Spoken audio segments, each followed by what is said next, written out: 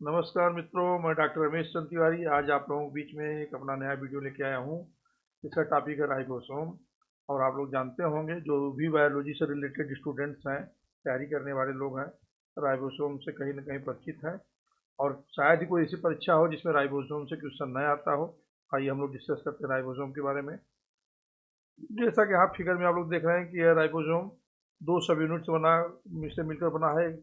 Larger सब unit और smaller सब यूनिट। इसका डिस्कशन हम आगे भी करेंगे। और ये जो दोनों सब यूनिट है मैग्नीशियम आयन के द्वारा जुड़ा होता है। थोड़ा सा बस इसका हल्का ध्यान है।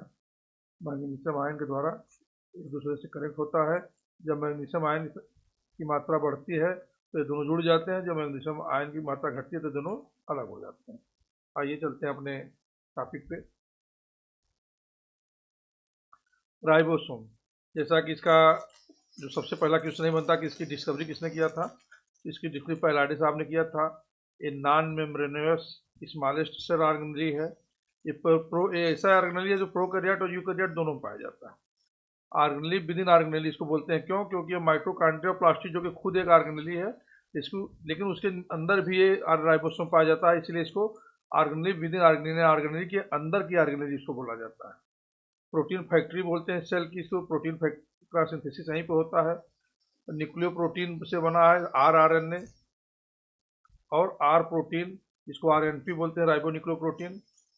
इसका कॉन्जुगेट प्रोटीन है ये न्यूक्लियो प्रोटीन, जो कि आरएनए और आरएनपी से मिलकर बना है। Smallest organelle of the cell है, सबसे छोटा ऑर्गेनेली है।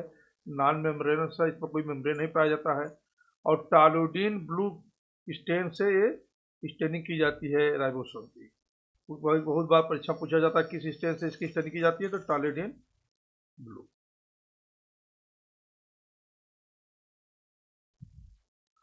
कितने तरह का राइबोसोम है?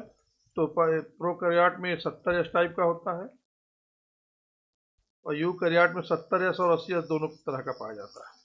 70 एस पाया जाता है आपके माइटोकॉन्ड्रिया में और क्लोरोप्लास्ट में। 80 एस पाया जाता है सभी सेल्स में। ये 80 एस दो पार्ट से मिलकर बना है, 40 और 60। और 70 एस जो बना मिलकर होता जो है 70 एस 30 एस और 50 एस सब यूनिट से मिलकर बना है। इसके भी सब यूनिट अंदर है। 40 एस में 18 एस आरएनए पाया जाता है और 60 एस में 5.8 एस, 5 एस तथा 28 एस। यहाँ एक जो जानने वाली बात है, बहुत ही महत्वपूर्ण, आप लोगों को बता दें और इसको ध्यान दीजिएगा कि ये जो 5 एस आरएनए है, ये प्रोकैरियोट और यूकैरियोट दोनों में पाया जाता है।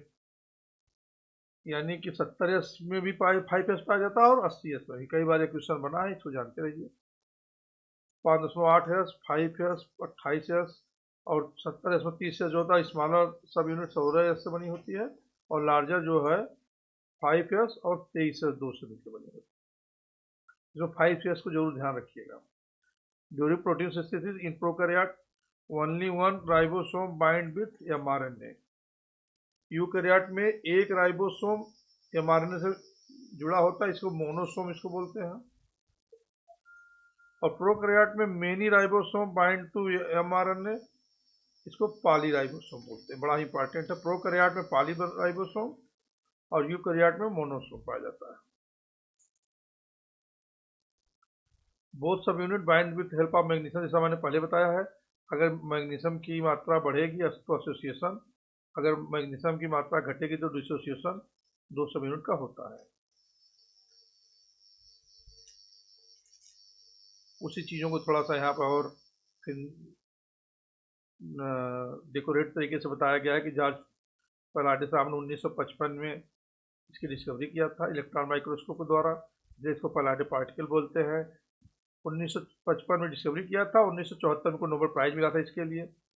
ये प्रोकैरियोट और यूकैरियोट दोनों पाया जाता है, जैसा मैंने पहले बता दिया आपको। माइटोकॉन्ड्रिया और क्लोरोप्लास्ट में पाया जाता है, इसलिए इसको cell with in cell organelle बोलते हैं। और मेच्योर आरबीसी में एब्सेंट होता है।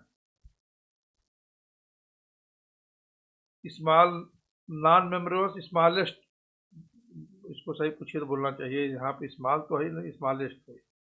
सबसे छोटा सेल ऑर्गेनेली पाया जाता है। स्पेसिफिक स्ट्रक्चर है कंपोस्ट आरआरएनए, राइबोसोमल आरएनए और प्रोटीन से बना हुआ होता है। जैसे मैं पहले बता चुका हूँ कि आरआरएनए और आरएनपी राइबोन्यूक्लियोप्रोटीन से बना होता है। लार्ज सब यूनिट और स्मॉल सब यूनिट का भी आपने आगे पहले ही देख लिया इसके बारे में, जो मैग्नीशियम आयन से के साथ जुड़े होते हैं। दिस सब unit join during protein synthesis, ये दोनों स्मॉल और लार्ज सब यूनिट प्रोटीन सिंथेसिस के दौरान जुड़ जाते हैं। यहाँ दिया गया उसके बारे में कि 70 राइबोसोम 50 और 30 से मिलकर बना होता है, जो कि प्रोकैरियोट माइटोकॉन्ड्रिया और क्लोरोप्लास्ट में पाया जाता है। और 80 राइबोसोम जो 60 और 40 सब यूनिट से बना है, ये केवल यूकैरियोटिक साइटोप्लाज्म में पाया जाता है। इसकी यस का मतलब श्वेत वर्ग यूनिट सेडिमेंटेशन सेंट्रीफ्यूज का ये इंडिकेशन है। लोकेशन फ्री राइबोसोम कहाँ पर जाता है? साइटोप्लाज्म फ्लोट करता है। और bound ribosome rough endoplasmic reticulum से जुड़ा होता है और प्रोटीन सिंथेसिस में और एक्सपोर्ट में इसका रोल है। साइट इसका जो मेन फंक्शन हो, पहला प्रोटीन सिंथेसिस यहीं पे होती है। ट्रांसलेशन होता है एमआरएनए का पॉलीपेप्टाइड चेन में। सेंट्रल डोग्मा वाला अगर आप टॉपिक देखें तो उसमें इसका जिक्र है कि आरएनए से प्रोटीन बनने की क्रिया ट्रांसलेशन कहलाती है। Free ribosome synthesis protein for use with in cell. Bound ribosome synthesize protein for export. और membrane are lysosome. Ribosome read mRNA codon and assemble amino acid tRNA. इस चीज़ को अच्छे से जानते रहिएगा। ये छोटा सा उसका फिगर दिया गया, देखिए स्मॉल सब यूनिट है, ये लार्जर सब यूनिट है। ये दोनों सब यूनिट मैग्नीशियम आयन के द्वारा जुड़ा है, यही पे एमआरएनए पाया जाता है। ये टीआरएनए है और टीआरएनए से देखिए अमीनो एसिड बनती है, प्रोटीन का सिंथेसिस हो रहा है। पॉलीपेप्टाइड चेन बन रही है। अमीनो एसिड के जुड़ने से जो चेन बनती है उसको पॉलीपेप्टाइड चेन बोलते हैं। स्पेशल नोट में कुछ चीजें दी गई हैं। नॉट मेम्ब्रेन बाउंड, यानी इसमें कोई मेम्ब्रेन नहीं पाया जाता, मेम्ब्रेन लेस होता है। Unique among organism, present in huge number, बहुत अधिक संख्या में पाया जाता है, thousands in active cell. RRNA is most bounded यानी 80% से केवल 3 तरह का आरएनए होता है। आरएनए जो होता है वो 3 तरह का होता है। यहाँ थोड़ा सा हल्का सा उसका जिक्र कर देते हैं। एमआरएनए, टीआरएनए और आरआरएनए। तो यहाँ पर हम जिक्र कर देना है आरएनए जो है 3 तरह का है। आरआरएनए, एमआरएनए और टीआरएनए। इसमें एमआरएनए का जो परसेंटेज वो 80% है, सबसे अधिक। Ribosome numbers increase when cell is actively making protein. Ribosome की संख्या अधिक हो जाएगी जहाँ पे कि अधिक संख्या में प्रोटीन बन रहा है। इस तरह से मित्रों हमारा ये राइबोसोम का टॉपिक कंप्लीट हुआ। आप इसको अच्छे से देखें, नोट्स बनाएं तथा तैयारी में आपको बड़ा सहायक होगा। अगर आपको हमारा ये वीडियो पसंद आया हो तो मेरे चैनल को सब्सक्राइब करें, वीडियो को लाइक तथा शेयर करें। धन्यवाद। मिलते हैं आपसे बहुत जल्दी ही नए वीडियो के साथ। नमस्कार।